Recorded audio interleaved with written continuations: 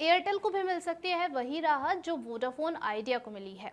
और क्या इससे टेलीकॉम इंडस्ट्री एक बार फिर से सांस ले पाएगी? आइए जानते हैं कि एयरटेल से जुड़ी ये पूरी कहानी क्या है।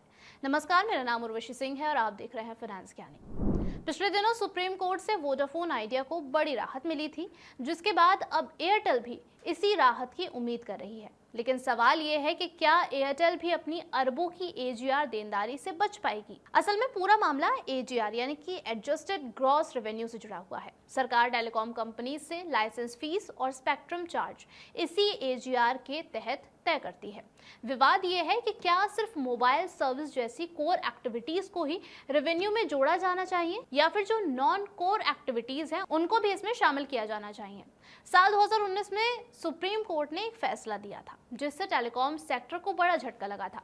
डॉट के मुताबिक एयरटेल पर तकरीबन 44,000 करोड़ रुपए की एजीआर की देनदारी है, जबकि कंपनी कहती है कि असली रकम लगभग 13,000 करोड़ रुपए है।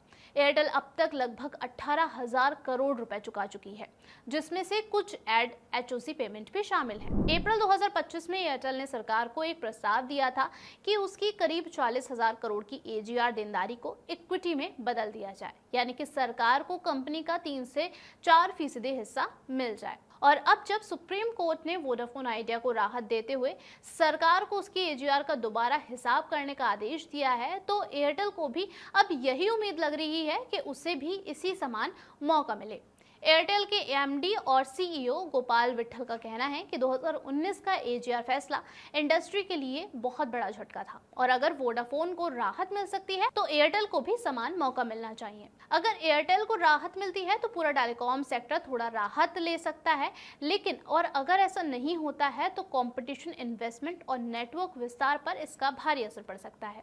अब बात करें ग्राहकों पर इसके असर की, तो जब कंपनीज पर इतनी भारी बकाया बाकी होता है तो टैरिफ बढ़ाना लगभग तय होता है, यानी कि आने वाले समय में आपको मोबाइल प्लान्स थोड़े महंगे लग सकते हैं।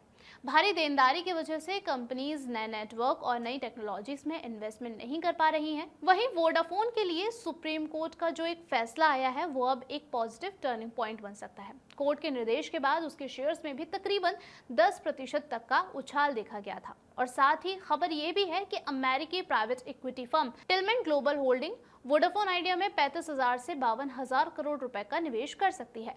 लेकिन ये जो डील है वो अभी तक पूरी नहीं हुई है और ये डील तभी पूरी होगी जब सरकार एजीआर और स्पेक्ट्रम देनदारी पर राहत पैकेज देगी। और अगर ये डील फाइनल हो जाती है तो टीजीएच कंपनी का नया प्रमोटर बन जाएगा और आदित्य बिरला ग्रुप और यूके की वोडाफोन ग्रुप पर कंट्रोल जो है वो थोड़ा कम हो जाएगा। फिलहाल एयरटेल की जो नजरें हैं वो अब सरकार के अगले कदम पर टिकी हुई हैं। क्या उससे भी मिलेगी वही राहत जो वोडाफोन को मिली है?